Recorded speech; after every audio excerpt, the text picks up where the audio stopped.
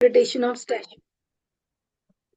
तो interpretation of statute से अपन start करते हैं आज का पहला वाइवा टेस्ट, ठीक है? आप तैयार हो? Yes, ma'am, kind of. But I have studied like Hindu law and limitation and bit of SRA, not fully like. नहीं, दैट्स ओके। वैसे भी इंटरप्रिटेशन का जो अगर क्वेश्चन भी एक्सपेक्टेड है वो आपको मान के चलिए मैक्सिमम 2 क्वेश्चन ही एक्सपेक्टेड होंगे अगर आरजेएस प्रीलिम्स में देखा जा रहा है। और इस बार तो वैसे भी चांसेस बहुत मतलब क्या है कि एक की ही चांसेस है। Yes, ma'am. चांसेस लो है इस बार आने की कि आपसे 2 या 3 क्वेश्चन एक्सपेक्ट करें। तो लिमिटेशन वगैरह में तो फिर भी एक्सपेक्ट कर सकते हैं। लिमिटेशन हिंदू लॉ में एक्सपेक्ट कर सकते हैं अपन, क्योंकि अभी अपन हिंदू लॉ भी अपन डील करेंगे। और Yes, ma'am. मेन फोकस अपना न्यूली एडेड सब्जेक्ट्स पे ज्यादा रखना, मतलब Yes, मेरा ma'am. अल्टीमेटली कहना यही है आपको। ठीक है, चलिए चलो स्टार्ट करते हैं अपन। अच्छा ये बताइए, अट्रेस मैजिस वैलेट क्वाम पैरेट, ये एक मैक्सिम है। अट्रेस मैजिस वैलेट क्वाम पैरेट, Ma'am, इस reasonable construction or harmonious yes yes, construction. Rule of reasonable class construction Construction. का ये मैक्सिम बेस्ड है जिसमें Yes, बोल ma'am. रखा है। बिल्कुल। चलिए, दूसरा एक मैक्सिम है, इसको कहते हैं लेक्स पोस्टीरियर डेरोगेट प्रायरी। इसका मतलब क्या है? मैं आपको ऑप्शंस देती हूँ। ए, a late law repeals an earlier law. B, the finest way to interpret a text is to read it as it would have read when it was constructed. Third, impossibility excuses the non-observance of the law. Fourth, explicit mention of one thing is the exclusion of another. आप इस maxim को मैं repeat करूं? Yes, ma'am. Once. Lex posterior derogat priori को हम क्या कहते हैं? Ma'am, I uh, think one option. Right, correct correct, a late law repeals an earlier law. ठीक है, very good. Yes, ma'am. Lex means law. तो वैसे. नहीं नहीं, वैसे भी मैक्सिम्स में दिक्कत कम ही आएगी, मैं आपको बता दूं। मैक्सिम्स में इतनी दिक्कत नहीं आएगी। अच्छा ये बताइए, हेडेन्स लॉ जो है अपना, हेडेन्स केस, ये किस इंटरप्रिटेशन से आया था? Mischief, ma'am. Mischief rule. Mistake rule से आया था। इसका ऑब्जेक्टिव क्या है? Ma'am, to cure the mischief. Exactly exactly. वो ये भी पूछ सकता है टू सप्रेस द मिस्चीफ, वो ये भी कह सकता है and to advance the remedy. 2 objectives है इसके, to suppress the mischief and to advance the remedy. ये ध्यान रखना है। Yes, ठीक ma'am. है, मिस्चीफ रूल ये जो आया था हेडेन्स रूल, ये कौन से ईयर में आया था? 1939. नहीं, एक बार और सोच लो। ऑप्शंस दो। Yes, ma'am. ठीक है, ऑप्शन है इसका 1861, ठीक है, दूसरा है 1963, ठीक है, तीसरा है 1965 और I think A option. A option. D तो 18. देने दो। Yes, ma'am. 1584। Think A only, ma'am. Last वाला 1584. Okay, ma'am. 1584, ये Okay. ध्यान रखना। ये Okay, ma'am. ओरिजिनली हुआ था, 1584 का केस है ओरिजिनली, यहीं से निकल के आया था। ये 16th सेंचुरी का केस कहते हैं इसे, it's also known as 16th century case. अच्छा Ma'am, what ये was the cause title of the case? The title, ये हिडेंस रूल के नाम से ही है। इसको अगर कहीं से भी पढ़ोगे तो उसमें ये लिखा है। इसमें ये जरूर पूछा जा सकता है कि इस रूल को लेट डाउन कौन से लॉर्ड ने किया था। तो Okay. ये है लॉर्ड कॉक। Okay, ma'am. ये ध्यान रखना। एक हिडेंस रूल को और भी एक नाम से जाना जाता है, मैं आपको वो देती हूँ options. A ma'am golden rule. Harmonious, नहीं नो नहीं नहीं, golden rule, no no no no no no no. No no. Option A is harmonious construction, okay. Option B purposive rule, option C golden rule, और option D literal rule. either one or two. It's purposive rule, purposive construction. Purposive construction. इसको इस नाम से भी जाना जाता है। Hidden rule अपने आप में बहुत इंपॉर्टेंट रूल है, ठीक है। अच्छा, ऐसा कौन सा स्टैट्यूट है, कौन सा ऐसा रूल है जिसमें हम ये बोलते हैं it has to be, the statute has to be read as a whole? ये कौन से, ये किस में बोला गया है, किस Penal रूल or में ये चीज? taxing? Penal sorry, statute. Penal statute. Penal statutes तो नहीं हो सकता। पीनल स्टैट्यूट्स का तो मतलब ये हुआ कि उसका हम इंटरप्रिटेशन कैसे करते हैं। आईपीसी हुई, सीआरपीसी हुई, जिसमें हम प्यूनिटिव रूल्स की बात करते हैं। पीनल कंस्ट्रक्शन तो वो हो गया, ये तो नहीं है। Some option, please. ऑप्शन मैं बताती हूँ। ऑप्शन है हार्मोनियस कंस्ट्रक्शन, ऑप्शन बी है हिडन्स रूल, ऑप्शन सी है नॉसिसियर एसोसिस, ऑप्शन डी है हमारा ये मिस्टीव रूल। Some Nausicaä sauces. नहीं, ध्यान रखना, हार्मोनियस कंस्ट्रक्शन में ये बात बोली गई है, वहां पे we have to read the statute as a whole. इसको हम एक और चीज से कहा जाता है, हार्मोनियस कंस्ट्रक्शन को हम ये भी कहते हैं, it is the primary object of the harmonious construction is to avoid head on clash between two sections of the act, Yes, ma'am. है ना। Because they have to create harmony, but they cannot be harmony, contradicting. इसलिए कहते हैं कि we have to read the statute as a whole, इसी में कहते हैं। अच्छा Harmonious ये construction. बताइए, इजस्टम जनरस रूल क्या होता है? But a word is known by the company it keeps. Correct correct, ये बिल्कुल ध्यान रखना। इसको अगर हम बोले तो इसमें 5 इंसेंशियल रूल्स लेट डाउन किए गए थे, क्या आप मुझे बता सकते हो? Sorry, ma'am. मैं बताती हूँ, क्योंकि इसमें से हिट करके वो पूछ सकते हैं अगर ज्यादा टफ करना हुआ उन्हें क्वेश्चन तो Hmm. ये ध्यान रखना। फर्स्ट रूल इसका होता है statute contains enumeration of specific words. Yes, second, ma'am. Yes, ma'am. Okay. Subject of enumeration constitute class और category. Third, that class or category is not exhausted by the enumeration. Fourth, the general terms follow the enumeration. Fifth, there is no indication of a different legislative intent. ये 5 rules दिए गए हैं एजस्ट्रम generous rule में। यही अगर मैं इसको mains में लेना चाहूँ तो ये अपने आप में एक क्वेश्चन है, और अगर इसको प्री में लेना चाहूँ तो इसके लिए मैं आपसे ये पूछ सकती हूँ कि ये 5 इंसेंशियल रूल्स कौन से केस से आए थे। Yes, ma'am. तो इस केस का आप ध्यान रखना, इस केस का नाम है UP state electricity board versus Harishankar, 1955 का केस है ये, ठीक है। Okay, ma'am.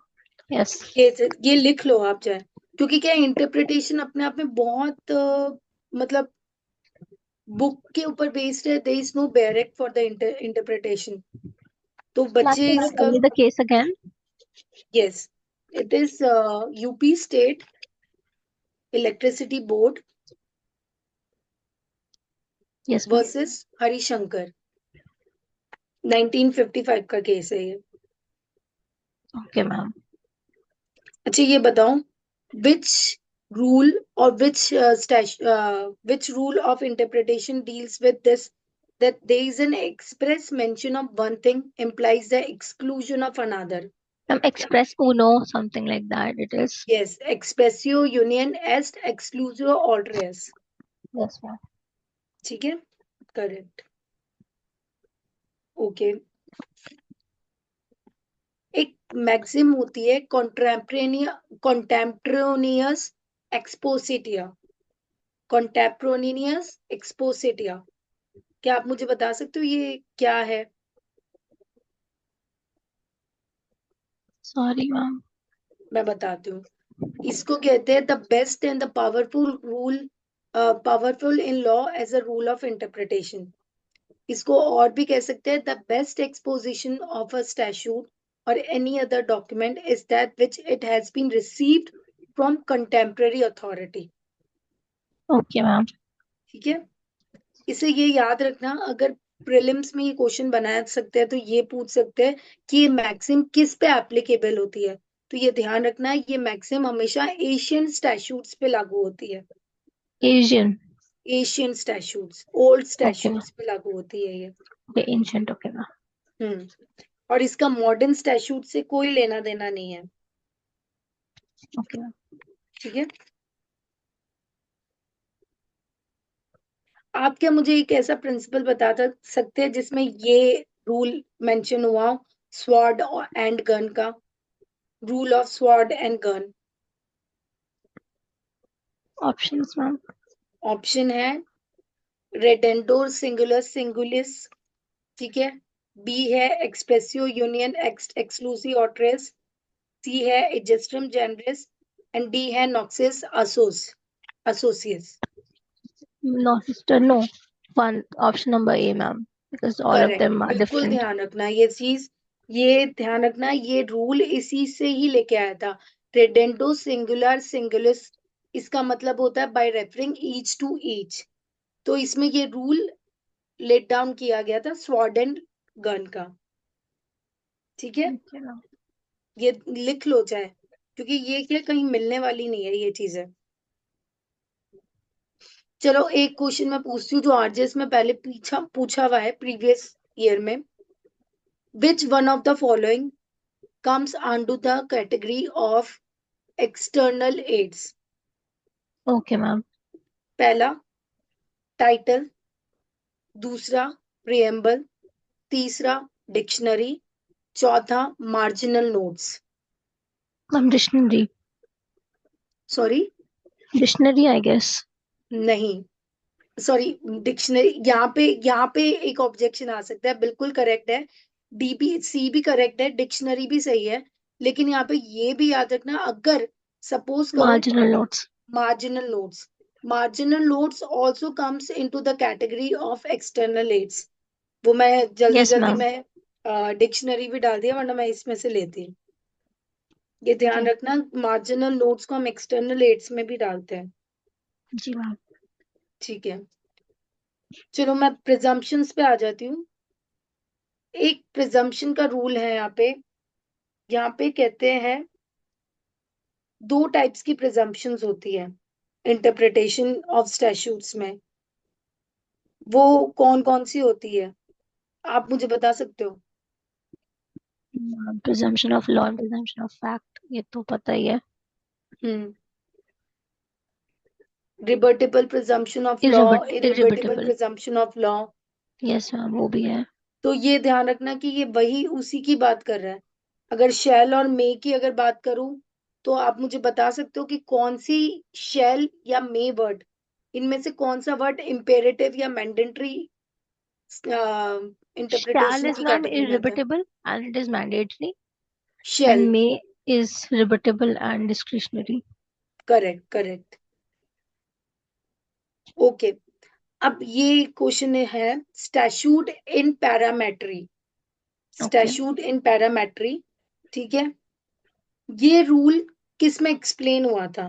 क्वेश्चन ये है, ऑप्शंस मैं देती हूँ। पहला United state versus beagle bank 1829 में, ठीक है, दूसरा महेश चंद्र शर्मा वर्सेस राजकुमारी शर्मा में, तीसरा Indira Sharma versus Indira Sharma versus VK Sharma, and D हमारा D D Popat Shah versus state of Madras.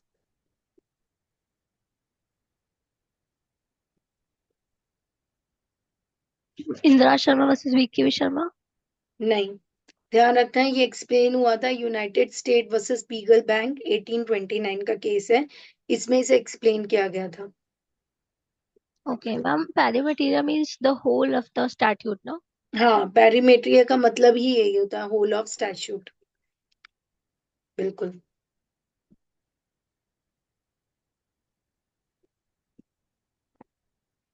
अच्छा ये बताइए आप, what are the modes of interpretation,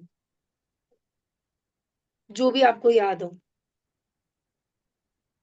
as in ma'am modes of interpretation मतलब like rules or the harmonious construction and what नहीं, else? Starting Literal point rule. कौन सा होता है? Literal rule. लिटरल रूल, इसके बाद? Purposive construction. नहीं, हमेशा स्टेप बाय स्टेप चलो। पहला आएगा लिटरल रूल, उसके बाद आता है गोल्डन रूल, उसके बाद आता है मिस्टीव रूल, उसके बाद आता है बेनिफिशियल, और लास्ट में आता है इक्विटेबल कंस्ट्रक्शन। ये इसके 5 इंसेंशियल मोड्स हैं इंटरप्रिटेशन के। अच्छा आप ये बताइए मुझे, गोल्डन रूल क्या होता है?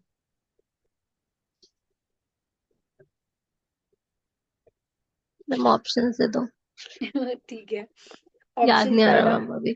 हाँ पहला ऑप्शन है modifying method, it is a modifying method of interpretation. दूसरा, where there is some obvious logical defect in meaning. तीसरा, the rule applied when the meaning of the words are clear. And चौथा, no addition और subtraction of word made in construction of statute. I think second option. इसे अगर बहुत simplest sense में बोलना है तो बिल्कुल सही है। सेकंड फॉर्म, सेकंड आंसर ही करेक्ट है इसका। करेक्ट। ऐसे इस तरह से पिक करके भी चलना, क्योंकि इंटरप्रिटेशन का कोई स्पेसिफिक क्वेश्चन फॉर्म नहीं होता है। Okay ma'am. ठीक है, आई ये थिंक आई हैव ध्यान टू सी रखना। The recording again. Sorry. I think I would have to see the recording again. हाँ हाँ, रिकॉर्डिंग कर रहे हैं। चलो ठीक है, आगे आगे ये क्वेश्चंस के जो मैं बता रही हूँ ना, ये आगे वहां पे पूछे जा सकते हैं। अच्छा एक ये भी पूछा जा सकता है, which rule is known as plain and safest rule. Literal rule ma'am. Literal rule, correct correct. ठीक है, अगर लिटरल रूल की बात करते हैं तो लिटरल रूल का एक मैक्सिम है जिसको बोला जाता है, what the law says instead of what the law means. ठीक है, ये यस मैम। स्टेटमेंट इसका याद रखना। ठीक है। यस एक मैम। एक ये क्वेश्चन पूछा जा सकता है गोल्डन रूल के लिए, कि फर्स्ट टाइम गोल्डन रूल किस केस से ओरिजिन हुआ था। आई एम श्योर ये नहीं पता होगा आपको। आप इस केस लॉ को लिख लो, Warburton versus Loveland 1823, WARBURTON, Warburton versus Loveland 1823। Okay. Okay this ma'am, was the first 1823। Case. हाँ, this was the first case जब हमने क्या किया था, गोल्डन रूल का गोल्डन रूल। किया था। एक्चुअली मैं इंटरप्रिटेशन का मैं आपको इसलिए हेल्प कर रही हूँ क्योंकि मुझे पता है इंटरप्रिटेशन का भी कोई स्पेसिफिक हमारे पास सोर्स नहीं है पढ़ने का। ठीक है, तो जहां से एक्सपेक्टेड क्वेश्चन है मैं वो आपकी हेल्प कर रही हूँ। एक कंस्ट्रक्शन का ध्यान रखना, कंस्ट्रक्शन 2 टाइप्स के होते हैं। आपको ध्यान है ये क्या होते हैं? मैम बेनिफिशियल कंस्ट्रक्शन एक तो, हम्म, एक और एक होता है, पर्पसिव। हाँ पर्पसिव, पर्पसिव कंस्ट्रक्शन वही होता है, केडेंस रूल ही होता है, ये ध्यान यस रखना। मैम। एक होता है लिटरल कंस्ट्रक्शन, ये ध्यान ओके। रखना है। एक होता है स्ट्रिक्ट कंस्ट्रक्शन। अगर घुमा के पूछना होगा ना तो वो ये भी पूछ सकता है कि कौन से कंस्ट्रक्शन को, which construction, which one of the, मतलब ऐसे स्टेटमेंट डालते हुए ये पूछ सकता है कि लिबरल कंस्ट्रक्शन को और क्या बोलते हैं हम। तो इसको ध्यान रखना, liberal construction is also known as logical interpretation. Okay ma'am. ठीक है। लास्ट टाइम मुझे ध्यान है इंटरप्रिटेशन ऑफ स्टैट्यूट में इन्होंने हमसे कॉन्स्टिट्यूशन का भी एक पूछा था। That was colourable legislation. That was a doctrine, yes, doctrine के लिए पूछा था। तो आप डॉक्ट्राइन पढ़े हुए हो क्या? हाँ मैम। ठीक है, तो मुझे ये बताओ, प्रिंसिपल ऑफ लेजिस्लेटेड लेजिस्लेशन क्या होता है? Delegated legislation ma'am. हाँ, डेलीगेटेड लेजिस्लेशन। मैम किसी को डेलीगेट करना to make a law, like legislature delegate to executives like an ordinance. ठीक है, ये कहाँ से, ये किस कॉन्स्टिट्यूशन के किस आर्टिकल में दे रखा है? No ma'am, no idea. ध्यान 13. रखना, आर्टिकल 246 में दे रखा है। 246, yes ma'am. ठीक है, okay. What is principle of occupied field? No idea ma'am. ध्यान रखना, प्रिंसिपल ऑफ ऑक्यूपाइड फील्ड मतलब a principle which is based on the construction of any misleading और ambiguity raised in the list of concurrent list of Indian constitution. इसको concurrent list के साथ, जब कोई ambiguity आती है ना कि ये यूनियन लिस्ट जाएगी या स्टेट लिस्ट जाएगी, उसको बचाने के लिए हमने कंकरेंट लिस्ट बनाई थी। और Yes कंकरेंट ma'am. लिस्ट को लेके आने का जो प्रिंसिपल था वो ऑक्यूपाइड फील्ड का था, कि उसने अपनी एक पोजीशन ऑक्यूपाई की कॉन्स्टिट्यूशन में। Okay ma'am. ठीक है, खैर ऐसा नहीं पूछेंगे, बट फिर भी we never know, this is RJS. चलो ये बताओ, what is doctrine of pith and substance? I'm related to subjects in the list. मतलब जिस एंट्री में आता है लिस्ट के तो उसी पे ही लेजिस्लेट कर सकते हैं. नहीं, यूनियन. ये एसेंस नहीं है इसका। पिथ एंड सब्सटेंस का मतलब ये हुआ कि to look into the substance and object of the law. Pith and substance, तो जहां पे सब्सटेंस और ऑब्जेक्ट होगा हम उसी स्टैट्यूट को कवर करेंगे और बाकी के हिस्से को हम हटा देंगे। पिथ एंड सब्सटेंस, पिथ का मतलब हुआ अलग कर देना, सॉरी, पिथ एंड सब्सटेंस को मतलब उस हिस्से को जहाँ पे ऑब्जेक्टिविटी दिखा रहा लॉ की, उस एरिया को हम अलग कर देंगे। इसको हम उसके साथ पढ़ते हैं, डॉक्ट्राइन ऑफ सीवरेबिलिटी के साथ। पर मैम वो तो कॉन्स्टिट्यूशनल, प्री कॉन्स्टिट्यूशनल और post constitutional and which abridges the fundamental rights होगा ना.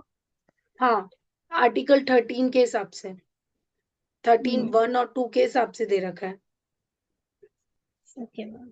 ठीक है, वहां पे डॉक्ट्राइन ऑफ एक्लिप्स भी पढ़ी जाती है आर्टिकल 13 1 में, यस मैम. है ना? उस पे एक्लिप्स लग ये जाता है जैसे. हाँ, और इसका डॉक्ट्राइन ऑफ एक्लिप्स कौन से केस से आई थी, पूछ सकते हैं वो लोग? ऑप्शन मालबरी दो? Versus medicine. नहीं, ऑप्शन देती हूँ मैं। A Bhikaji versus state of MP, second A K Gopalan versus state of Madras, third RMDC versus union of India, and fourth Prafulla Kumar versus commissioner of bank. Bhikaji Narayan. ये ध्यान रखना, Bhikaji Narayan versus state of MP से ये डॉक्ट्राइन ओरिजिनेट हुई थी। ठीक है, ओके मैम. ओके। अब डॉक्ट्राइन्स मैं तुम्हें इसलिए कह रही हूँ क्योंकि पूछा हुआ सवाल है, तो एक्सपेक्टेड है यहाँ पे भी पूछ सकते हैं। यस ठीक मैम. है, और इसके अलावा एक ये बताओ, मतलब मैं अगर तुम्हें पूरा एक क्वेश्चन बोलती हूँ तो मुझे मैं मतलब धीरे बोलूंगी, तुम एक बार बताना इसमें ऑप्शन सही क्या है। ठीक है, ये लास्ट क्वेश्चन पूछेंगे इंटरप्रिटेशन का। Okay ma'am. धीरे पढ़ती हूँ मैं। A clause beginning with notwithstanding anything contained in non this. Obstante clause. ठीक है, ठीक है, बस यही पूछना था कि इसको क्या बोलते हैं, नॉन ऑब्स्टेंट क्लॉज, ये चीज ध्यान रखना। ठीक है, ठीक है, तो आप समझ गए ना कि इंटरप्रिटेशन में किस तरह के क्वेश्चंस पूछे जा सकते हैं। यस जो मैम. एक्सपेक्टेड थे वो मैंने आपको सारे करवा दिए इसमें, ओके. और जो मोस्ट इम्पोर्टेंट है वो भी मैंने आपको समझा दिए। Yes ma'am. मतलब अगर इंटरप्रिटेशन का कोई भी सवाल आ जाए ना, तो उसको लॉजिकली सोच के देखना और कोशिश करना अपने कॉन्सेप्ट्स थोड़े और क्लियर करके जाओ यस मैम, इसमें। अभी पढ़ते हैं मैम इंटरप्रिटेशन.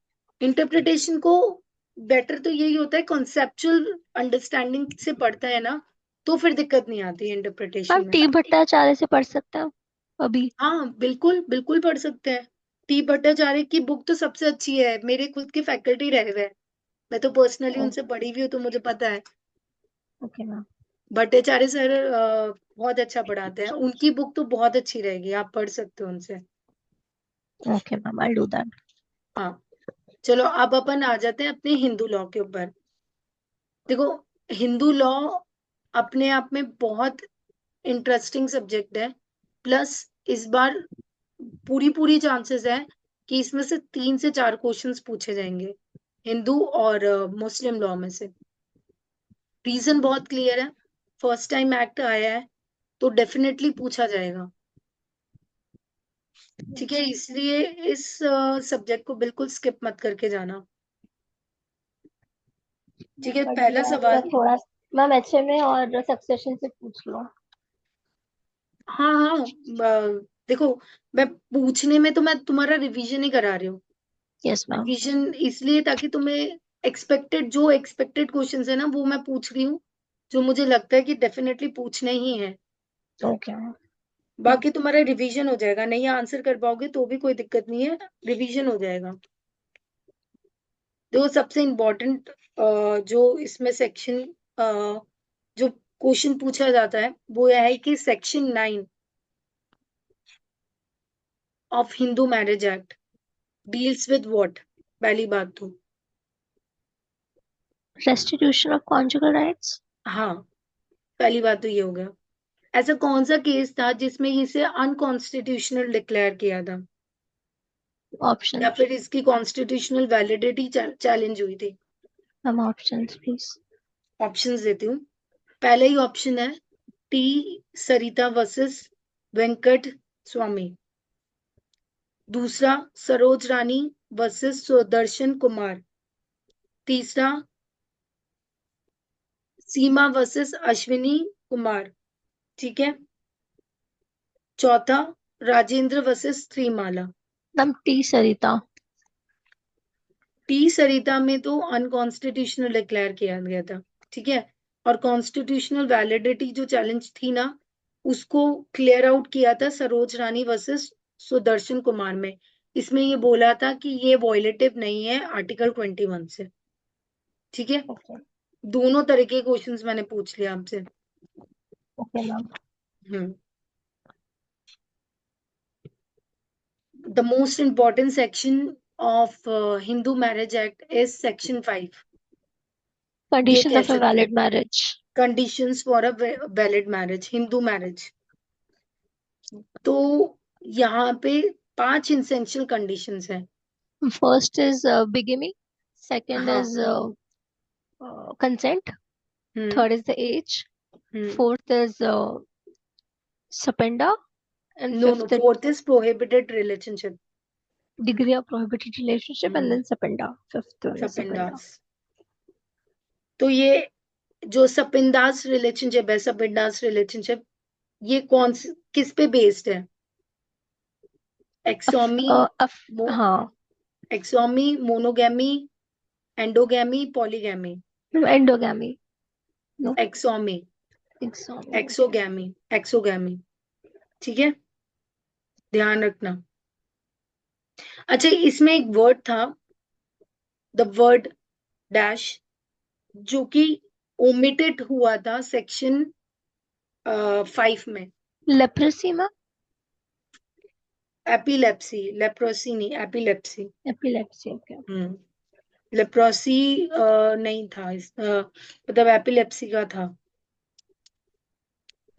और इसमें इसी कंडीशन की अगर मैं बात करूं तो कौन सी एक ऐसी कंडीशन है जिसको हम वैलिड तो मानते हैं लेकिन वो पनिशेबल है?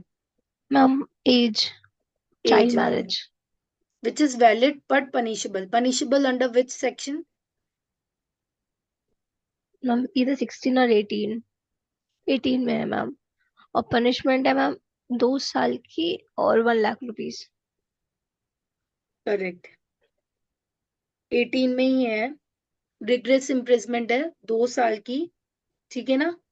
और फाइन है 1 लाख रुपए का या बोथ, इस तरह यस से मैम। ध्यान रखो। ठीक है।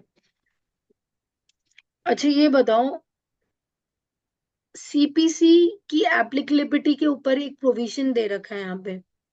हिंदू मैरिज एक्ट ट्रांसफर, में। मैम ट्रांसफर वाला। डिक्री इन अ, प्रोसीडिंग्स भी है 23 में। ठीक है, मैं ऑप्शंस देती हूँ आपको। Option A 19, section 19। Option B section 20। Option C section 23। Option D section 25।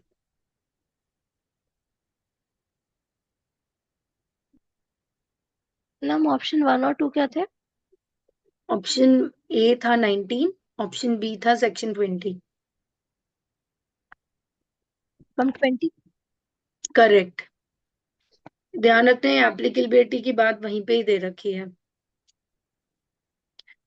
Okay, ये कॉन्सेप्चुअल बेस हो सकता है। अच्छा ये बताओ, सेक्शन 25 कि अगर मैम मुझे, both husband and wife can claim maintenance. हाँ, परमानेंट एलिमनी और मेंटेनेंस दोनों ही क्लेम कर सकते हैं। इसकी कोई रेमेडी है क्या? Remedy as an? As in appeal lies होगी या रिवीजन लाई होगी या रिट लाई होगी अपील मैम। या दोनों ही? नहीं। ध्यान रखना, सेक्शन 25 और 26 में कोई अपील नहीं होती है। It has only revision revision remedy applies. ठीक है, ध्यान रखना ये। अच्छा, which section deals with the saving clause?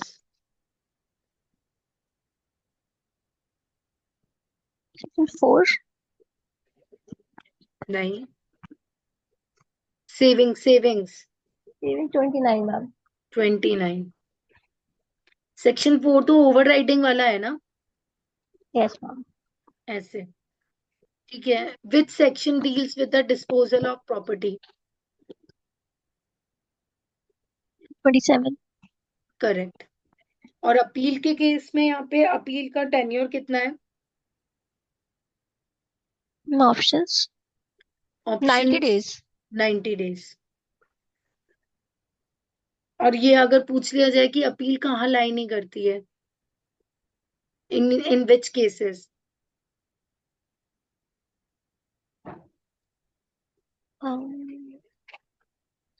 नहीं ऑप्शन मैम। ओके, कॉस्ट पे, अवार्ड के केस में, या फिर during the proceeding of a case? Ma'am cost. Cost. Cost का ध्यान रखना, कॉस्ट ओनली का अगर कोई मैटर है तो उसमें कोई अपील नहीं होगी। ठीक है, यस। बाकी ma'am Hindu interim marriage act order पे भी नहीं होता ना? इंटरिम ऑर्डर पे नहीं होता है, लेकिन स्पेसिफिक नहीं है। अच्छा। इंटरिम ऑर्डर की कैटेगरी में दो सेक्शंस लगते हैं यहाँ पे। वो है सेक्शन 25 और 26। इसलिए मैंने कहा था यहाँ अपील नहीं होती है, यहाँ रिवीजन लाई करती है। Yes ma'am. ठीक है, इस तरह से ध्यान रखना। और सेक्शन 13 इसका बैकबोन है। आईबीएम। आईबीएम का मतलब हुआ इरिट्रेबल इरिट्रेबल। हाँ, ब्रेकडाउन ऑफ मैरिज। मैम अ, भाई 13 1 हुआ ना? ये जो है ये 13(1)(a) में ही है, आईबीएम। Yes ma'am. ये 13(1)(a) में जरूर है, लेकिन इसको स्पेसिफिकली बोला नहीं गया है, यहाँ पे भी मेंशन नहीं है। कल को घुमा के ऐसे पूछ लिया जाए कि क्या IBM round is specific in a section, तो answer is no. No. Specifically नहीं मेंशन्ड है ये। आया कैसे था? एक केस था ना वरुण करके। क्या था? Ma'am like the situations were really bad between them, so and it was like not worthy to continue the marriage, so court held ki it is like irretrievable breakdown of marriage. हाँ, जिसमें ये maxim भी बोली गई थी कि rose and Thorns wala, thorns वाली। हाँ yes ma'am, that's them. That's basically that. Yusuf versus Soramma, Okay. इसमें बोला था, while there is no rose which has no thorns, but if you hold is all thorns, no rose, better throw it away। Yes ma'am, yes ma'am. ये वाली बोला था। तो ये Yusuf versus सोरम्मा में बोला था। मैम और शिल्पा शैलेश भी तो है ना केस इसमें? शिल्पा शैलेश है, लेकिन ओरिजिनेटी इसी से आई है। Yusuf versus Verma, okay Yusuf ma'am. से ही आई है। यहाँ पे डिसर्शन की बात कह रखी है, तो आप मुझे बता सकते हो वो पीरियड क्या है यहाँ पे डिसर्शन का? Ma'am 2 years। 2 इयर्स। और in case of Muslim? No idea ma'am. मुस्लिम का ध्यान रखना, डिसोल्यूशन ऑफ मैरिज वाले अपने एक्ट में दे रखा है इसमें, Muslim women protection of rights on divorce act 1986 में डिसर्शन का ग्राउंड दे रखा है, और उसमें 4 साल का दे रखा है। यस मैम, यस मैम, उसमें कुछ कंडीशंस है ना कि कुछ कुछ हाँ हो जाता उसमें है तो। कंडीशंस है, तो ये ध्यान रखना, ये भी पढ़ के जाना। यस मुस्लिम मैम। लॉ को नेग्लेक्ट मत करना, नेक्स्ट सेशन में मैं मुस्लिम लॉ के ऊपर भी पूछूंगी। Okay ma'am. ठीक है ना, ध्यान रखना ये। चलो, अब ये बताओ सेक्शन 3, सेक्शन अपना 15 क्या कहता है इसका?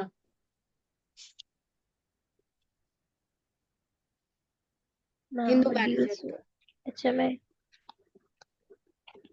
ऑप्शंस दो। Yes ma'am.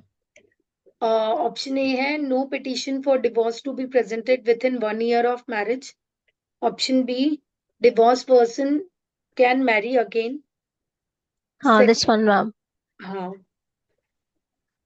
और ये मैरी कब इमीडिएटली। कर सकता है? Sorry, immediately. Immediately. And when the immediately तो अपील नहीं इज कर सकते। प्रिफर्ड, तुम एज लाइक अपील का टाइम निकल गया तो तब कर सकते हैं, और अपील जब रिजेक्ट हो गई तो तब कर सकता है मैरिज। देखो, कंडीशन जो आपकी इमीडिएटली वाली है ना, उस पे गलती से भी मत लगाना। इमीडिएट वाला ऑप्शन करेक्ट नहीं होगा, क्योंकि सेक्शन 15 में क्लियरली बोल रखा है कि सेक्शन 15 की एप्लीकेबिलिटी तब होगी जब या तो आपका राइट ऑफ अपील का पीरियड एक्सपायर हो गया है, या फिर आपने अपील की, या फिर अपील का कोई प्रोविजन ही नहीं था, okay. When there is no right of appeal. तो इन दो केसेस में ही नहीं इसके मैम, इसमें बाद लिखा हुआ है कि appeal has been presented but has been dismissed. हाँ हैज बीन डिसमिस्ड, वही मैं कह रही हूँ, या तो यस। एक्सपायर्ड या डिसमिस हो गया है, या फिर there is no right of appeal. Yes. है ना, ये ध्यान यस रखना। मैम, ये भी है, हाँ जी। ये भी है इसमें। ठीक है। अच्छा ये बताओ, सेक्शन 21 बी में हमें टेन्योर दे रखा है डिस्पोजल का, पिटीशन और अपील का, तो वो टेन्योर क्या है? Ma'am 6 months। 6 month in case of case of. Disposal of petition. Okay. From the date of notice. From the date of service of notice to the respondent. और appeal के case में 18 months। No, 3 months, ध्यान रखना। ठीक है, yes. ये ध्यान रखना। अच्छा, अगर मैं कल को कोई प्रोसीडिंग्स को पब्लिश करती हूँ यहाँ पे, ये तो हमें पता ही है कि इन कैमरा प्रोसीडिंग्स होती है, यस तो मैम। अगर कोई जजमेंट अगर हमने किया और उस जजमेंट को मैंने पब्लिश कर दिया, तो क्या मैं लाइबल होंगी? और अगर लाइबल यस। होंगी तो क्या पनिशमेंट होगी? Nominal I think 1 month। नहीं, 1000 रुपीज की पेनल्टी होगी इसमें। ठीक है, इफ डन इम्प्रिजमेंट विद का द नहीं है। Consent of the court then it's fine. हाँ, एक्सेप्शनल तो यही है कि अगर ऑर्डर हो गया है, हाई कोर्ट का है, सुप्रीम कोर्ट का, उस केस का नहीं कह रहे हम, लेकिन उसमें तो हो गई। ठीक है, ये ध्यान यस। रखना। और ये कौन से सेक्शन में दे रखा है? 27। No. No, section 22। Yes ma'am 22। है ना, तो चलो हिंदू मैरिज एक्ट हो गया, अब अपन आते हैं हिंदू सक्सेशन एक्ट पे। ये मैं क्वेश्चंस नहीं पूछ रही हूँ कि ये एनफोर्स कहाँ से हुआ था, तो ये पढ़ के जाना सारे के सारे के। 19 जुलाई नहीं, 1956। 19 जुलाई तो नहीं है। हिंदू सक्सेशन एक्ट कब एनफोर्स हुआ था?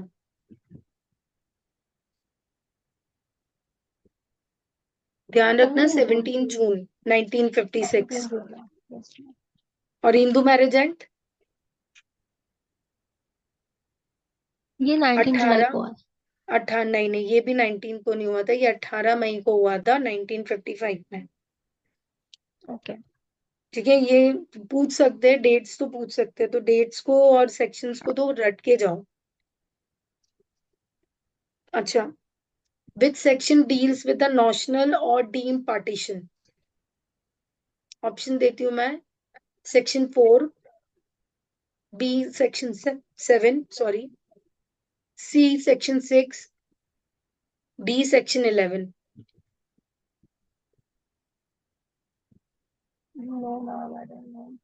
नोशनल पार्टीशन दे रखा है सेक्शन 6 में, 6 हाँ मैम। ध्यान रखना ये चीज। नोशनल पार्टीशन का जो प्रिंसिपल है that is laid down under section 6, और Like if section a 6। person gets, like if a person gets a property, he also has the right to yes, ask for partition. Ask for the partition. ठीक है, क्या है section 6? Ma'am ये 2005 amendment के बारे में deal करता है, हम्म, if I'm not wrong, and deals with female will also be a co-partner. Daughters, लेकिन अभी रिसेंटली कुछ टाइम पहले सुप्रीम कोर्ट ने एक वर्डिक्ट दिया था कि जो डॉक्टर्स है, कोपासना डॉटर्स हैं, उनको राइट जो दी जाएगी वो बाय बर्थ ही मानी जाएगी। वो किस केस में दिया गया था? Any idea? हमें तो पहले ही बोल दिया था बाय बर्थ होगा ये। नहीं, ये फिर से आया था। Sorry ma'am, I don't no. ध्यान रखना, विनीता शर्मा वर्सेस राजीव शर्मा के केस में आया था 2018 में। ये केस इंपॉर्टेंट है, विनीता शर्मा वाला केस याद रख के जाना, रीसेंट है। अच्छा, इसमें पार्टीशन की बात कर रखी है, तो यहाँ पे पार्टीशन का जो टेन्योर है कि ये एप्लीकेबल होगा पार्टीशन के केस में, कि ये partition it shall not affect और invalidate the partition before this date. तो वो डेट क्या है, कोई मुझे बता सकता है? 20 December to two thousand and thousand four to four thousand four ये ध्यान रखना। ठीक है, सेक्शन 6 अपने आप में इम्पोर्टेंट है। Yes ma'am. अच्छा, what are the general rules of succession in case of male? हम 9 8 में दिया हुआ है ये। हाँ, और like class 1 heir, then class 2 हाँ, heir, then agnates and then cognates. Correct correct. और जब हम क्लास 1 और क्लास 2 एयर्स की बात करते हैं, तो कौन से? Simultaneously sorry. क्लास 1 एयर को मैम साइमल्टेनियसली मिलता है, हाँ, और क्लास 2 एयर को प्रेफरेंस वाइज मिलता है। पर कैपिटा और पर stripe? Per capita. Per capita कहाँ, कौन से सेक्शंस में दे रखा है ये? मैम ये है, I don't remember ma'am, I can't recall right now. नहीं, इट्स ओके। ध्यान रखना, समिट ये जो पर कैपिटा वाला जो है, ये तो हमारा दे रखा है इसमें, क्या बोलते हैं, per capita it's given in section 19। ठीक है, और सेमिटिस हाँ, वाला जो सेमिटिसली वाला है, ये कहाँ दे रखा है? ये डिस्ट्रीब्यूशन में दे रखा है। 9 में दे रखा है मैम शायद से। लाइन में दे रखा है या 10 में? 9 में ma'am. Order of section among heirs in the schedule. हाँ, सैमंडसली के लिए बिल्कुल करेक्ट, सैमंडसली के लिए तो सेक्शन 9 में डिस्ट्रीब्यूशन ऑफ प्रॉपर्टी कैसे होगा, एक शेयर दो शेयर कैसे, वो किस तरह से वो करेगा, वो है करेक्ट। अच्छा, ये बताओ मुझे, फादर जो है वो किस क्लास क्लास में टू आते एयर। हैं? क्लास 2 में आते हैं। ये बहुत कॉमन क्वेश्चन है, और ये 10 बार पूछा जा चुका है। मैम वो लिस्ट याद करनी है, लिस्ट लाइक। लिस्ट को याद करने की जरूरत नहीं है, दो तीन चीजें बस ये याद रखना कि सन डॉटर कहाँ है, फादर किधर है, फादर्स फादर का मेन पूछा गया है। बस इतना ध्यान होना चाहिए कि क्लास 1 की कैटेगरी में कितने हेयर्स पहले थे और अब कितने हैं? 16। 16 है, पहले कितने थे? 11 तो मैम उसके थे, नहीं नहीं, मेल पहले के। 12 थे, पहले 12 थे, ओके। प्रीवियसली 12 थे, और 16 हो गए 2005 के बाद। और 2005 के बाद ये जो चार ऐड हुए हैं इनको ध्यान रखना, कौन कौन है बता सकते हो? नो मैम, याद मैं नहीं। बताती हूँ, sons daughter daughter, daughter sons daughter, daughters daughter son, daughters daughters daughter. Okay ma'am. ठीक है, ये ध्यान रखना है, ये ऐड हुआ है इसमें। जब क्लास 1 में ना। क्लास वन में हम्म, ये चार ऐड किए गए 2005 के बाद। और अगर पूछने वाला ये चाहे तो ये भी पूछ सकता है कि 2005 का अमेंडमेंट कब कमेंस हुआ था। 9 सितंबर 2005। करेक्ट। ये ऐसे क्वेश्चंस बिल्कुल गलत मत करना, ये क्या फ्री के क्वेश्चंस होते हैं, हमें फिर बाद में रिग्रेट होता है यार, ये हमने गलत कर दिया। मैम यही क्वेश्चन याद हो रहे हैं और तो कुछ हो ही नहीं रहा। ये अगर याद हो रहे हैं ना तो आरजेस निकल जाएगा, डोंट वरी। अच्छा, फीमेल हिंदू को यहाँ एब्सोल्यूट प्रॉपर्टी दी जा सकती है, हाँ कहाँ दे मैम, रखे? 16 में ma'am. No, section 14। Okay. She is the absolute owner of the absolute owner, property. हाँ। 16 में तो ऑर्डर ऑफ सक्सेशन की बात कर रखी है, जो अमंग दिया जाएगा हिंदू फीमेल्स में। क्या और जब हम इसकी बात करते हैं तो इसको कैसे डिवाइड कर रखा है इन्होंने? मैम, उसके हस्बैंड, सन एंड डॉटर को मिलेगा। हम्म। इफ देर इज एनी प्रीडिसेस सन तो उसके heirs को मिलेगा। हम्म। एंड मदर प्रॉपर्टी फादर अगर मदर फादर,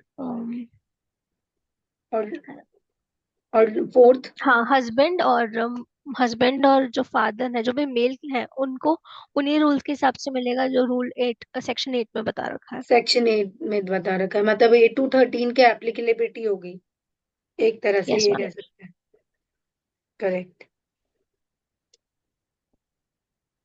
अच्छा ये बताओ मुझे, आर्डिनेट्स कहाँ डिफाइंड है? 2A में मैम। 2A में। दे क्या आर होते हैं कनेक्टेड ये? Wholly through mails.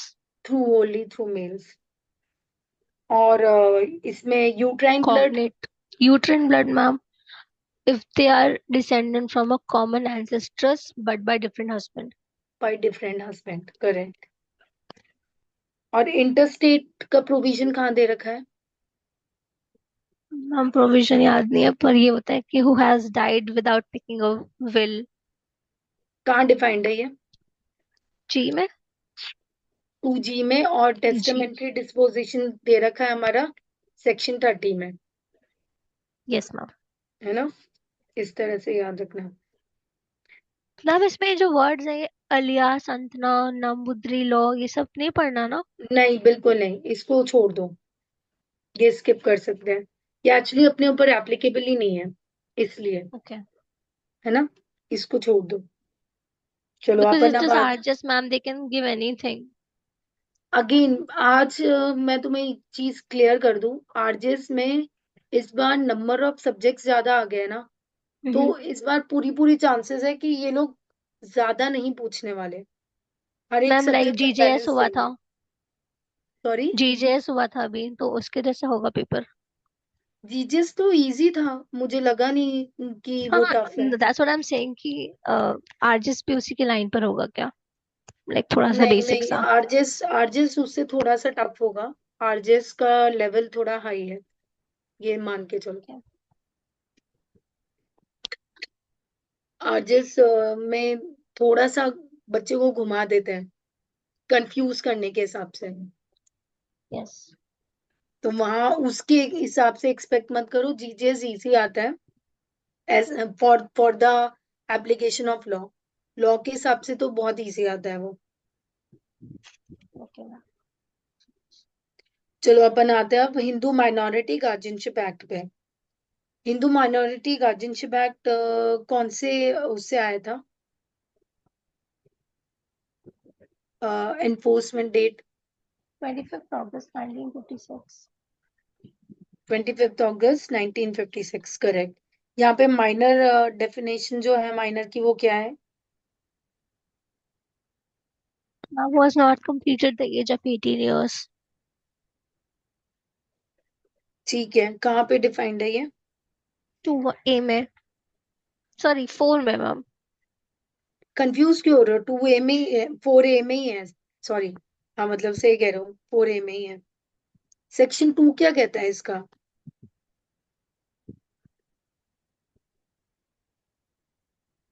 Hindu minority guardianship act का। That it would be an addition and not in derogation with Guardians and Wards Act. It is supplement to the guardians and wards act 1890। ये कहता है ये। Hmm. ठीक है। फिर आता है अपना नेचुरल गार्जियनशिप के ऊपर। तो Okay. नेचुरल गार्जियनशिप की अगर बात करते हैं तो इसका प्रोविजन कहाँ दे रखा है? Section 6, option 6। तो इसमें अगर मैं मैरिड माइनर की बात करूं तो उसका गार्जियन husband. कौन होता है? हस्बैंड होता है। और माइनर चाइल्ड की बात करूं तो? Both father and mother. Are you sure? अगर वही माइनर अगर 5 साल से नीचे का है तो? Mother. मदर। अगर स्पेसिफिकली 5 इयर्स के लेस देन बोलेंगे तब हम मदर बोलेंगे। ठीक है ना? वैसे आपका आंसर बिल्कुल करेक्ट है। ठीक है। फिर आ जाओ अपने इस पे। सेक्शन 9 क्या कहता है इसका? Section 9.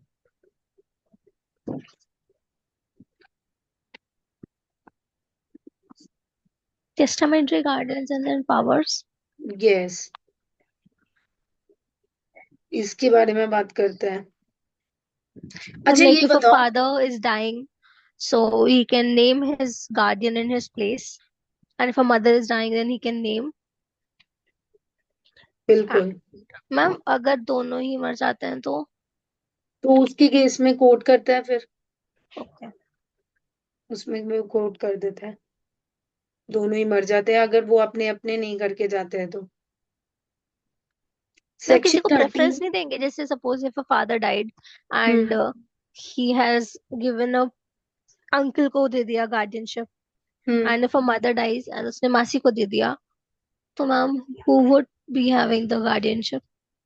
देखो उस केस में तो फिर ये होगा कि फादर वाले को पहली प्रायोरिटी दी जाएगी। Done, okay ma'am. उसके बाद फिर हम उसको देंगे, मदर वाले को। Okay ma'am. ऐसे। बट मैम मैंने जहां तक पढ़ा था उसमें था कि लास्ट विल प्रिवेल ये प्रिवेल ये इस केस में अगर विल की बात कर रहे हो तो फिर विल वाला में तो लास्ट वाला होता है, कॉन्फ्लिक्ट होता है। और अगर तब भी नहीं होता है तो फिर कोर्ट कोर्ट डिसाइड करती है। Okay ma'am. ऐसे होता है। बट प्रेफरेंस हमेशा पहले फादर वाली की को ही दिए जाते हैं। ओके बट विल वाला अगर तुम अगर स्पेसिफिकली विल के लिए कह रहे हो तो विल के केस में तो लास्ट वाली कंसिडर्ड होगी। और अगर उसमें भी कॉन्फ्लिक्ट रहता है तो फिर कोर्ट डिसाइड करेगी। Okay ma'am. अच्छा ये गीता हरिहन वर्सेस आरबीआई एक केस है। आप मुझे बता सकते हो ये क्या है? इसमें ऐसा क्या हेल्ड हुआ था?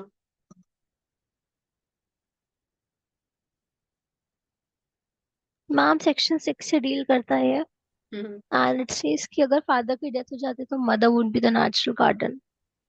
नहीं ऐसा नहीं हुआ था। इसमें ये था कि mother can be a guardian even in the life time of the father. पहले क्या था, सेक्शन 6 ये कहता है कि फादर के बाद मदर की होती है गार्जियनशिप। लेकिन यहाँ पे प्रिवेल कर दिया गया, यहाँ पे ये बोल दिया गया कि मदर गार्जियन मानी जाएगी इवन इफ फादर्स अलाइव। यहाँ पे मदर की गार्जियनशिप तब काउंट होती है सेक्शन 6 में जब फादर नहीं होता है। आफ्टर लिखा है मैम यहाँ पे। आफ्टर लिखा है तो आफ्टर का इंटरप्रिटेशन यही है कि आफ्टर अगर फादर नहीं है, in the absence of father, तो फिर मदर की गार्जियनशिप होती है। लेकिन इस केस ने ये बोल दिया था कि मदर की गार्जियनशिप भी प्रिवेल कर सकी करेगी even in the case of life time of the father. Ma'am तो अभी ये जो चीज केस बोली। हुआ था एक, जिसमें that person committed suicide, like Bangalore IT guy, अच्छा अच्छा, हाँ हाँ। तो उसमें she is fighting, the female is fighting for the custody of the child. तो हम्म। उसमें उसके इन लॉज को मिलेगा या उस मदर को मिलेगा? because you have to see the best interest of the child apparently. वो पैरामाउंट इंटरेस्ट देखा जाता है, लेकिन उस केस में तो डिपेंड करता है ना कि बच्चे की एज क्या है। अगर Okay. माइनर 5 साल से नीचे है तो ऑब्वियसली उसी को ही मिलेगा, क्योंकि लॉ सेटल रूल तो यही कहता है। लेकिन Okay, ma'am. पैरामाउंट कंसिडरेशन की बात करते हैं तो पैरामाउंट कंसिडरेशन सेक्शन 13 में यही है कि बच्चे की विश पे होता है वो। Okay. बच्चा will decide all this thing, Okay, ma'am. Okay. ये कहता है। चलो अच्छा ये बताओ कि अगर कोई डिस्पोजल हो जाता है इमूवेबल प्रॉपर्टी का, Mm-hmm. तो क्या वॉइड होगा या वॉइडेबल होगा at the instance of minor या person claiming under him? Avoidable. Voidable होगा, ये ध्यान रखना। ठीक है, अब आ जाते हैं अपन, डी फैक्टो गार्जियनशिप क्या होती है? Mm. कहाँ दे रखी है? Section 11. सेक्शन 11 में डी फैक्टो गार्जियनशिप मतलब हुआ सेल्फ डिक्लेयर्ड गार्जियनशिप होती है। Okay, ma'am. ठीक है, चलो ठीक है, Hindu adoption and maintenance act में आ जाते हैं अपन। ठीक है, इसकी कमेंसमेंट डेट पूछ सकते हैं ये लोग, क्या है? 21st December 1956। 1956. करेक्ट। ओके, यहाँ पे एक गैप दे रखा है कि कोई भी अडॉप्शन होगा 21 years, ma'am. 21 इयर्स। अच्छा, ऐसा कौन सा सेक्शन है जिसमें बोल रखा है कि अडॉप्शन इफेक्ट नहीं करेगा अडॉप्टिव फादर और मदर का जो मतलब क्या बोलते हैं, जो टाइज है ना अडॉप्टेड चाइल्ड के, वो इफेक्ट नहीं करेगा? With the मतलब previous family. प्रीवियस फैमिली से, सॉरी, नेचुरल फैमिली से। कहाँ दे रखा है ये?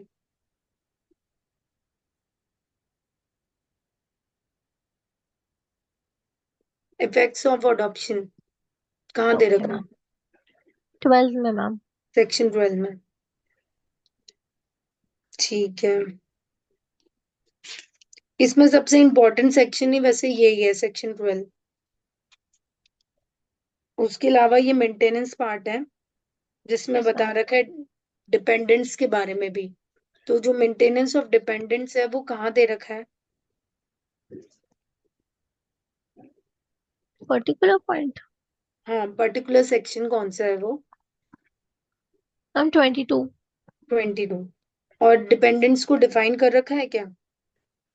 हाँ, मैम. कहाँ 21 कर में. रखा है? 21 में, ठीक है। और वाइफ को और विडो डॉटर इन लॉ को देना हो तो वो कहाँ दे रखा है? मैम 18 में है वाइफ का और 19 में है विडो डॉटर इन लॉ का. ठीक है। फादर इन लॉ क्या? करता है मैम उसको मेंटेन. हाँ, अच्छा ये बताओ, क्या क्या कोई वैलिड अडॉप्शन कैंसिल हो सकता है क्या? No ma'am. नहीं हो सकता, कहाँ दे रखा है ये? 15 में मैम. तो ये कह सकते हैं कि adoption once made it is final and irrevocable, yes यानी मैम. बाद में फिर ये नहीं कह सकते कि अडॉप्शन हम कैंसिल कर रहे हैं। और क्या consideration no ma'am. No essential consideration. है? नहीं ना? No consideration. कहाँ कहाँ पे दे रखा है ये? मैम ये याद नहीं आ रहा. ये सेक्शन 17 में दे रखा है। और अगर आपने कंसिडरेशन ले लिया तो क्या इसकी कोई पेनल्टी है? 6 months. फाइन और बोथ, ठीक है ना, ये ध्यान रखना। ठीक है, ये जो चैप्टर है ना ये इस तरह से इम्पोर्टेंट है। Yes ma'am. ठीक है। मैम ये जो क्या? डेफिनेशन ऑफ हिंदू है इसको हम्म, बहुत ज्यादा एम्फेसाइज कर रखा है तो ये इम्पोर्टेंट है. हिंदू, देखो ये कॉमन है, हाँ. ये चारों एक्ट्स के लिए कॉमन है, तो इसको बस एक बार एप्लीकेशन से ये समझ लो कि इसमें कौन कौन इंक्लूडेड है और कौन नहीं है, बस इतना ध्यान रख लो। इसकी नेगेटिव और पॉजिटिव डेफिनेशन इस तरह से लेट डाउन की जा सकती है कि एक तरफ तो बता दो कि ये इसमें एप्लीकेबिलिटी में ये आते हैं और ये नहीं आते हैं। जैसे क्या SC ST मेंबर्स जो होते नो हैं मैम, वो हिंदू नहीं होते हैं, three correct. Sixty six twenty five में मैम। बिल्कुल। तो ST अगर आते हैं, और SC, SC के केस में ऐसे आता है मैम, बिकॉज उनका कोई शेड्यूल एक्सक्लूजन कास्ट नहीं में दिया। नहीं दे हाँ। रखा है। लेकिन शेड्यूल ट्राइब्स जो है वो एक्सक्लूसिवली हटाए रख गए हुए हैं, है ना। तो इस यस तरह से मैम। इसको याद रख लो। पूछने वाला पूछ सकता है, इसमें से भी ऐसी बात नहीं है। मैम चलो ये अब। एक डाउट है मैम मेरा। हाँ बताओ। ना सेक्शन 13 ऑफ HM है, उसमें क्लॉज 2 का .1, हम्म। तो वो मेरे को लैंग्वेज समझ में नहीं आ रही है, can you please help me with section that? 2 का यस मैम, सेक्शन 13 HM है, 2 का 1। लैंग्वेज बताओ क्या है। In the case of any marriage solemnized before the commencement of this act, that the husband had married again before such commencement, or that any other wife of the husband married before such commencement was alive at the time of the solemnization of the marriage of the petitioner, provided that in either case the other wife is alive at the time of presentation of the petition. तो ये इसमें ground of divorce है ma'am, wife का। ये basically वही है, pre act polygamous marriages के ऊपर है ये, कि इस एक्ट के कमिटमेंट से पहले कोई अगर पॉलीगैमस मैरिज थी और उस केस में वो पिटिशनर अलाइव है, तो फिर वो चैलेंज कर सकती है, कोई दिक्कत नहीं है। मतलब पर मैम इस वो तो एक्ट से इस पहले। एक्ट से पहले था ना। हाँ, तो पॉलीगैमस मैरिजेस के केस में भी अगर उस हस्बैंड ने किसी दूसरे स्पाउस के साथ सॉल्वनाइज किया है, तो उस केस पे भी वो डिवोर्स लेके आ सकती है। सपोज A ने B से शादी करी, ठीक है, ओके। और उस समय पे HMA नहीं आया था, हिंदू मैरिज एक्ट नहीं आया था। अब उसने मीनवाइल C से भी शादी कर ली, और उसने ओके। C से शादी की थी, तब भी ये एक्ट नहीं आया था। तो जैसे ये एक्ट आ गया, उसके बाद जैसे उसने सेक्शन 13 की ये एप्लीकेशन मूव करी A ने, तो वो बोल देगी कि ये C से भी इससे मैरिज की है, तो उस केस में भी उसको प्रोटेक्शन दी गई है, ये ओके कहना मैम। चाह रहे हैं। तो बेसिकली पॉलीगैमस मैरिज के लिए ये कह रहे हैं कि हम पॉलीगैमस मैरिज को रेगुलेट कर रहे हैं यहाँ पे, कि हम उसको ओके यहाँ मैम। पे प्रोहिबिट करेंगे पूरी तरह से, ये कहना चाह रहे हैं। बट इसमें कंडीशन प्रोवाइजो में ये कह रखी है कि जो अदर वाइफ है ना, जैसे ए ने बी ने सी से शादी करी, तो उस केस में सी जो है ना, इधर इन इधर case other wife is alive at the time of presentation, तो जो सी है ना उसका अलाइव होना जरूरी है। ए अगर कर ओके तो मैम। अगर पिटीशन फाइल करती है, तो ये इसकी कंडीशन हो गई है, इस तरह से समझो, ठीक है। Yes ma'am. ये हो गया अपना, हिंदू मैरिज कर दिया अपने। अब लिमिटेशन एक्ट कर लेते हैं और SRA कर लेते हैं। Yes ma'am. ठीक मैम है। शेड्यूल याद नहीं है लिमिटेशन का, मतलब 6 से किया है। नहीं इस बार टेंशन मत लो, ये लोग इतना घुस के नहीं पूछेंगे, नहीं पूछेंगे इतना घुस के। अगर आपको शेड्यूल नहीं भी याद है ना, तो एक चीज कॉमन है, कुछ जो स्पेसिफिकली है ना, मोस्ट ऑफ इट मेजोरिटी के 3 साल ही है, ठीक है। हाँ मैम। इमूवेबल के केस में 12 है, 30 कुछ कुछ इयर्स। केसेस में 30 years है। वो याद रख लेना। 10 दिन का भी प्रोविजन है, बस जो जो थोड़े से हटके हैं ना, बस उनको याद कर लेना। बाकी वो शेड्यूल नंबर इस बार नहीं पूछने वाले, या वो आर्टिकल नंबर पूछने वाले, तो उसकी तो बेफिक्र होके जाओ। अच्छा ये बताओ, कंटिन्यूइंग ब्रीचेस एंड टॉर्ट्स कहाँ दे रखा है। 22। 22 में। और ग्रिगोरियन कैलेंडर का ऐसे कंप्यूट का मतलब कहाँ पे मेंशन है कि कंप्यूटेशन होगा ग्रिगोरियन का। 27। नहीं, सेक्शन 24। 24। 27 तो कुछ और कहता है। Yes ma'am. 27 क्या कहता है। मैम राइट हो जाती है उसमें जो। Extinguishment of the right to property, hmm. जिसे हम एडवर्स पोजेशन की भी एप्लीकेशन की बात करते हैं यहाँ पे। Yes ma'am. 27। अगर यही एडवर्स पोजेशन की हम बात करते हैं, तो क्या सेक्शन 27 अपील और एप्लीकेशन के केस में भी होता है क्या, मतलब extinguishment. No ma'am, it's just for the suit. It is only for the soul.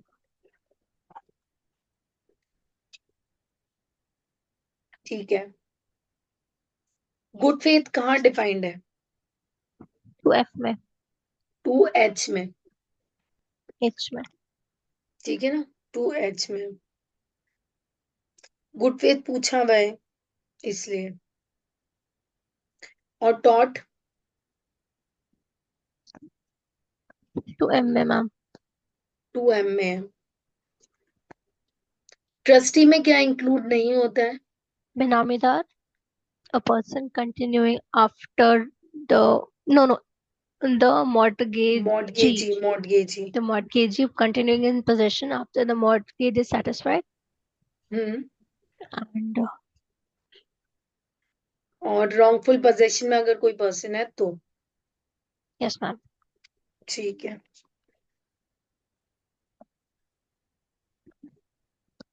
Okay.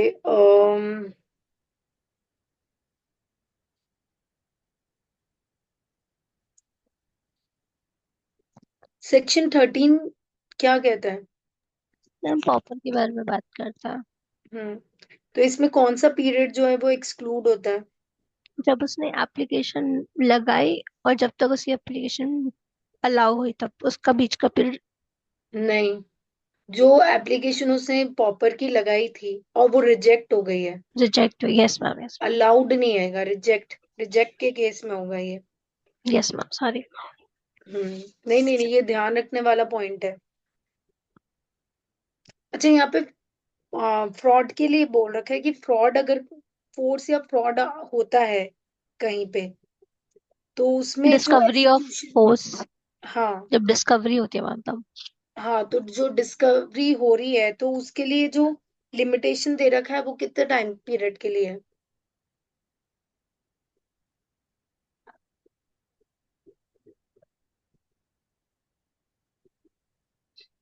1 year. Okay ma'am. ठीक है, ध्यान रख.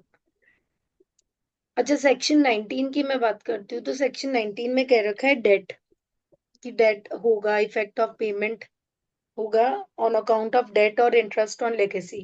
तो यहाँ पे डेट में क्लियरली बोल रखा है दो चीजें इंक्लूड नहीं होगी. तो वो क्या है? मैं ऑप्शन देती हूँ. A, land. B, mortgage. C, charge. या कोई सी, चार्ज. एंड डी, कोई मनी पेबल हो डिग्री या ऑर्डर ऑफ अ कोर्ट से. Money payable under declare order of a court. इस तरह से क्वेश्चंस पूछ सकते हैं वो. अच्छा, ये बताओ कि एक्नॉलेजमेंट में कब ओरल एविडेंस रिसीव्ड नहीं होगा? Ma'am acknowledgement must be in writing only. तो नहीं, तो ऐसी कोई कंडीशन है क्या कि जहाँ पे ओरल एविडेंस हम रिसीव नहीं करते हैं? Ma'am, oral evidence of a content of a document cannot be taken. हाँ, when it is not dated. Oral evidence जो है, व्हेन इट इज डेटेड तो कोई दिक्कत ही नहीं है. और अगर it is not dated and it is subject to the Indian evidence act 1872, तो उस केस में होगा क्लॉज 2 में. करेक्ट. इसका क्लॉज 2 पढ़ के जाना. अच्छा, ये एक्नॉलेजमेंट इन राइटिंग जो दी जाती है ये किस समय पे करनी होती है? प्रेस्क्राइब पीरियड के एक्सपायरी से पहले या बाद में? Before ma'am. बिफोर. और जो यहाँ पे सिग्नेचर दिए जाते हैं वो कौन कौन दे सकता है?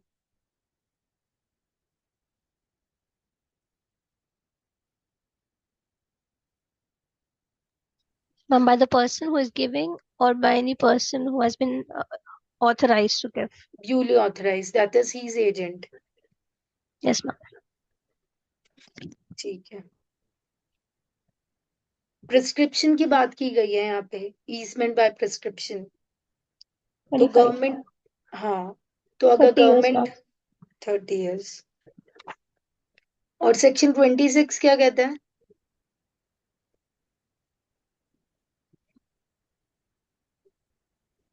रिवर्जन और सर्वियन टेनेमेंट।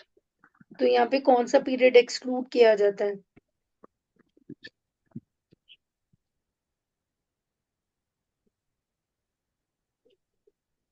दो पीरियड होते हैं, ध्यान रखना। पहला लाइफ टाइम, अगर कोई इंटरेस्ट आपने दिया है लाइफ टाइम के लिए वो, और दूसरा वो टेन्योर जो कि आपने किसी को दिया है टर्म ऑफ एंजॉयमेंट सिर्फ 3 साल तक के लिए।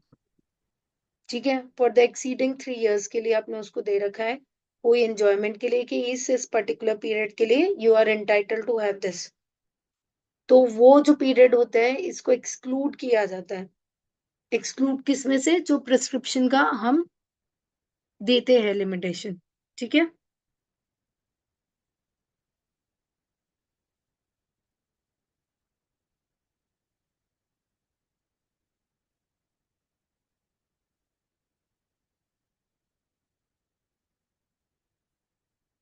अच्छा सेक्शन 6 क्या कहता है? लीगल डिसेबिलिटी, कौन कौन सी माइनर चीज होगी? Insane and idiot. हाँ, माइनॉरिटी, इंसेन और इडियट, बिल्कुल। और इसका वो ओवरलैपिंग तो पता ही होगा ना कि कैसे प्रिवेल करता है। Yes ma'am. डेथ के केस में क्या होगा? उसके लीगल रिप्रेजेंटेटिव आ जाएंगे मैम। और माइनर में और कौन इंक्लूडेड होता है? चाइल्ड एंड वो। Child and womb, child and womb. ठीक है, आई थिंक लिमिटेशन में इतनी प्रॉब्लम नहीं आएगी, और लिमिटेशन में ये इतने क्वेश्चंस भी नहीं बनने वाले। सेक्शन 5 इसका इंपॉर्टेंट है, सफिशिएंट क्लॉज वाला, ये पता होना कोऑर्डिनेशन ऑफ चाहिए। डिले। हाँ, सफिशिएंट कॉज की डॉक्ट्राइन जो दे रखी है इसी में ही है। ये मैम अपील और एप्लीकेशन पे अप्लाई होती है, सूट पर अप्लाई नहीं होता। और किस पे नहीं अप्लाई होता है? Application for execution of degree. Order 21। ठीक है, ठीक है, लिमिटेशन तो आई थिंक आप लोग कर लोगे, इसमें दिक्कत नहीं आएगी। Yes ma'am. एसआरए कर लेते हैं क्विकली। एसआरए में रिसेंटली अभी अमेंडमेंट हुआ था 2018 में, उसके सेक्शंस बता दो और क्या क्या अमेंडमेंट हुआ है, ऐसा क्या अलग हुआ है एसआरए में? इंफ्रास्ट्रक्चर प्रोजेक्ट्स को लेकर हुआ है मैम। हाँ। 20A, 20B, 20C। हम्म, और then there is like in the person who can claim specific performance and who can like उसके लिस्ट में एडिशन हुआ है। ठीक है, सबसे इम्पोर्टेंट चीज तो आप लोग भूल ही रहे हो उसमें। Section 6। Section 10, section 10 and section 20। 20 substituted performance. Section 10 और 20 में क्या चीज हुई है? पोस्ट पोजीशन बताओ।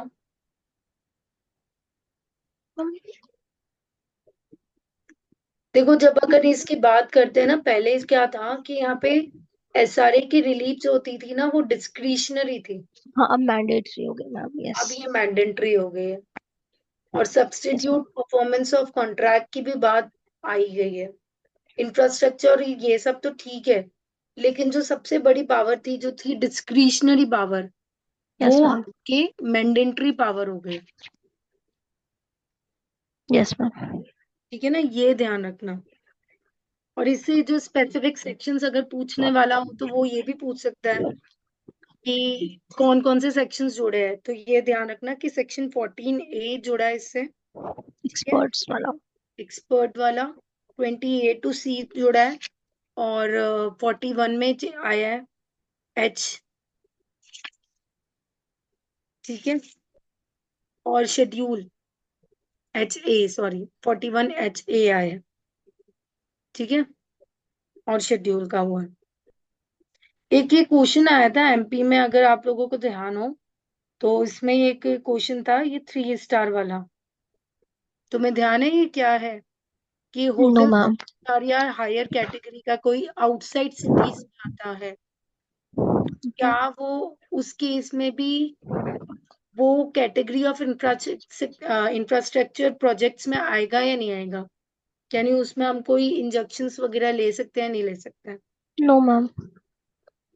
नहीं ले सकते हैं, क्योंकि अगर इनसाइड द सिटीज आ जाएगा तो ये ऑप्शन, अगर ऐसा ऑप्शन घुमा के पूछा और इनसाइड सिटीज कर दिया तो तुम लोग गैस करके आ जाना, वहां पे तुम इंजंक्शंस जो है वो लेके भी आ सकते हो, और ये इंफ्रास्ट्रक्चर सब सेक्टर्स में नहीं आता है। और ओके ये भी मैम। पूछ सकते हैं कि what are the category of projects, तो 5 प्रोजेक्ट्स की कैटेगरी दे रखी है। Yes ma'am. कौन कौन सी है बताओगे? Transport, energy, water, communication and building, social and commercial infrastructure. Water and sanitation, energy, communication, ये सब। और एक केस लॉ आया था जिसमें ये बोला था जो अमेंडमेंट एक्ट आया है वो प्रोस्पेक्टिव इन नेचर है। उस केस लॉ का नाम? Ma'am option. ऑप्शंस: कट्टा Sujata Reddy versus Siddham Shetty infra projects private limited. दूसरा सत्य जैन वर्सेस अनीश अहमद रश्दाय। तीसरा बालकृष्णा दत्तारे वर्सेस बालकृष्णा राम भरोसे गुप्ता। चौथा Leos Mary David versus Leos Chennai agri Swami. No ma'am. नहीं होगा ना, इसलिए मैं कह रही हूँ, इसका याद रख लो। कट्टा Sujata Reddy versus Siddham Shetty infra projects private limited 2022। Okay. लिख लेना इसको ना, ये काम की चीज है। ठीक है, अब आते हैं। अच्छा ये बताओ, यहाँ पे म, कोई पर्सन को डिस्पोजेस कर दिया, ठीक है ना? यस अब मैम। वो कहता है कि मेरा तो लॉफुल पोजेशन था यहाँ पे, तो वो बर्डन ऑफ प्रूफ जो होगा वो किसके ऊपर होगा? उस बंदे के ऊपर होगा जिससे, जो कि डिस्पोजेस हुआ है, या फिर उसके जिसने डिस्पोजेस किया है? मैम उस बंदे के ऊपर जो डिस्पोजेस हुआ है। राइट। तो सेक्शन 6 यही कहता है। और सेक्शन 6 में क्या कोई सेपरेट सूट ऑफ ओनरशिप का भी आएगा, या फिर साथ में ही इसके साथ ले नो सकते मैम, हैं? इसमें ownership doesn't matter, only possession is possession, there. Only only possession matters. और पोजेशन कैसा हो सकता है? एक्चुअल भी हो एक्चुअल सकता है या कंस्ट्रक्टेड? Constructive both. दोनों हो सकते हैं। और इसमें एक ये टर्म जोड़ी गई है 2018 वाले में, any person claiming through claiming. Will, है ना? Yes ma'am. तो यानी सिर्फ लैंडलॉर्ड ही नहीं, उसके अलावा भी टेनेंट। कोई इंसान भी आ सकता है। हाँ, ठीक है, ओके। अच्छा, जब हम सेक्शन 10 की बात करते हैं तो सेक्शन 10 पे कौन से 3 सेक्शंस है जो एप्लीकेबल नहीं होते हैं? Which are subject to this section 10? 11 class 2 14 and 16। Correct.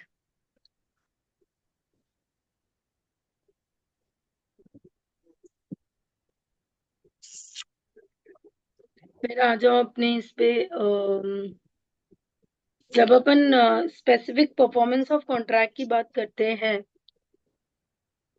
तो कहाँ पर हम कौन कौन से केसेस में दे सकते हैं? पर्सनल स्किल एंड क्वालिफिकेशन, नहीं नहीं। नहीं नहीं, दे सकते हैं, कौन कौन से केसेस में दे सकते हैं?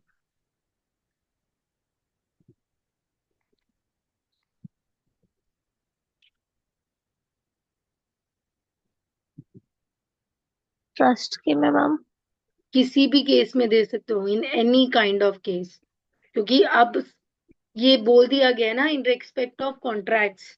अगर कोई भी कॉन्ट्रैक्ट अगर किसी भी रेफरेंस में हुआ, उसमें सब में आप स्पेसिफिक रिलीफ ला सकते हो।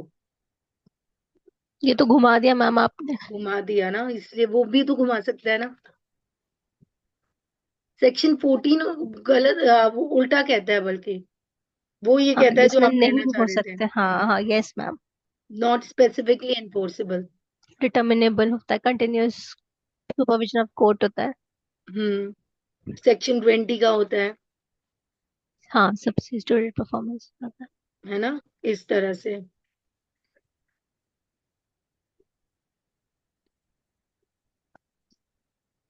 जो यहाँ पे ओपिनियन जो एक्सपर्ट की आती है, क्या वो रिकॉर्ड का पार्ट बनता है क्या यहाँ पे? Yes ma'am. इसको रिकॉर्ड का पार्ट माना जाता है, ठीक है, ये ध्यान रखना।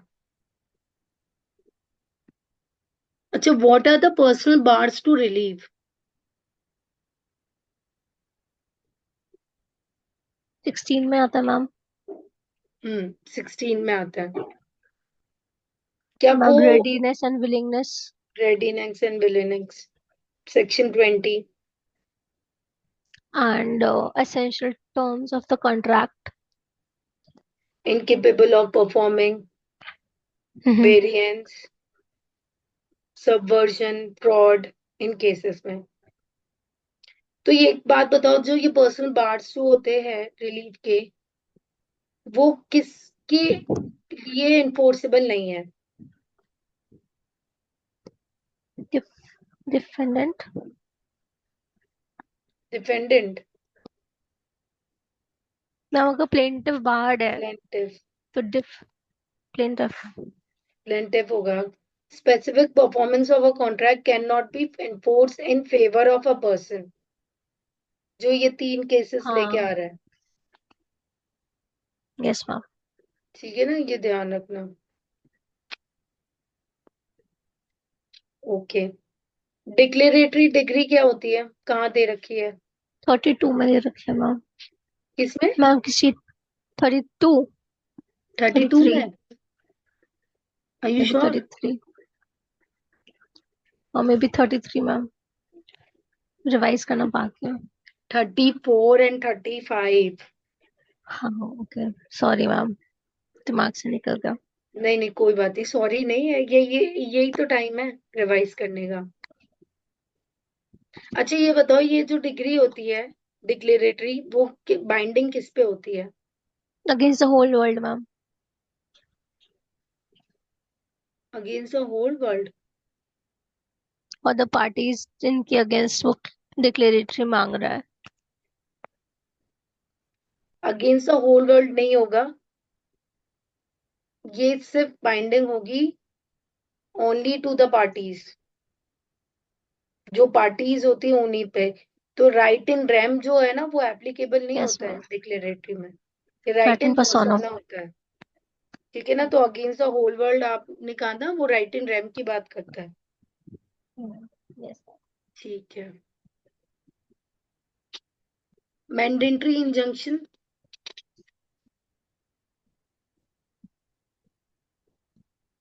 40, नहीं, सेक्शन 39। 39। इसका नेचर कैसा होता है?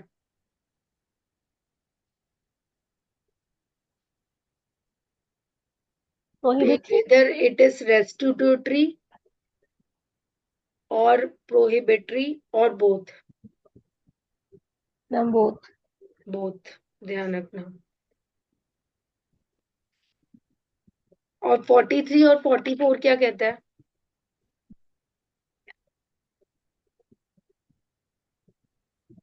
Repeat provisions. रिपील्ड एरिया, 1974 से रिपील्ड हुआ है।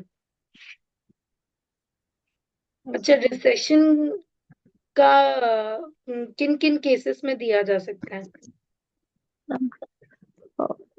अवॉइडेबल कॉन्ट्रैक्ट है। हम्म when it is terminable by plaintiff or any unlawful contract is unlawful for causes not apparent on its face and defendant is more to blame than plaintiff, Yes. ठीक है ना, इस पे दिया जा सकता है। और कब रिफ्यूज कर सकती है?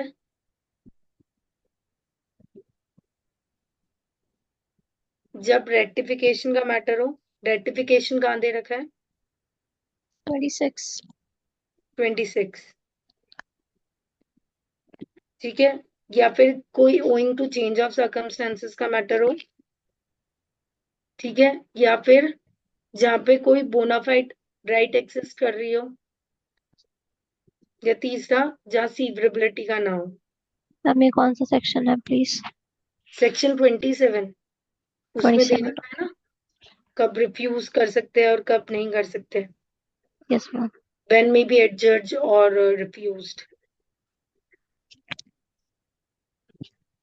अच्छा ये बताओ, क्या लिक्विडेशन ऑफ डैमेजेस जो है, is it a bar to specific performance? No ma'am. नहीं है, कहाँ दे रखा है ये?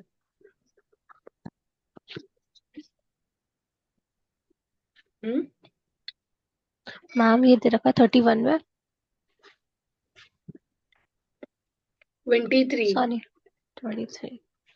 31 में तो कैंसिलेशन की बात कर रहे हैं। 31 to 33 जो है वो कैंसिलेशन के ऊपर है। और कैंसिलेशन क्या होता है? Cancellation of instrument.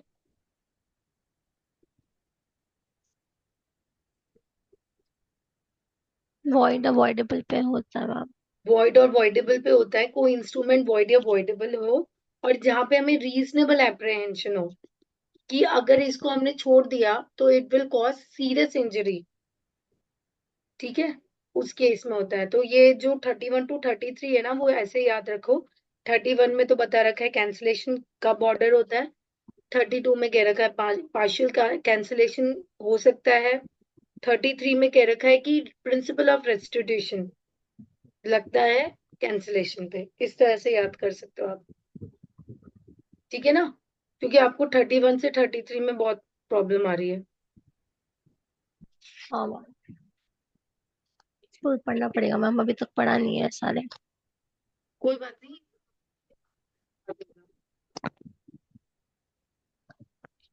फिर भी मुझे ऐसा लग रहा है दिक्कत नहीं आएगी आपको, दिक्कत नहीं आएगी, आराम से बस अब रीडिंग करने पे ज्यादा फोकस करो। रिवीजन से बेटर होता है री रीडिंग, री रीडिंग। क्या कि ज्यादा आप लोगों का टाइम वेस्ट मैं नहीं करना चाहती। अब जो नेक्स्ट वाइवा होगा ना, उसमें और मैं सब्जेक्ट्स लेके आऊंगी ताकि आपका टाइमली कंप्लीट हो सके, यस मैम। है कल ना। भी है मैम हमारा वाई वाई, हाँ वही मैं सीआरपीसी एंड रेंट। जितना हो सके उतना आप लोग करो, क्योंकि ये टाइम है अभी रिवाइज करने का। इससे और कुछ नहीं, आपका रिवीजन ही हुआ है। मेरा यस मैम। मेरा मोटिव वाइवा से ज्यादा आपका रिवीजन कराना था, ठीक है। बाकी आप लोग पढ़ो सब लोग, ऑल द बेस्ट, थैंक ठीक यू। है। ओके चलो, बाय।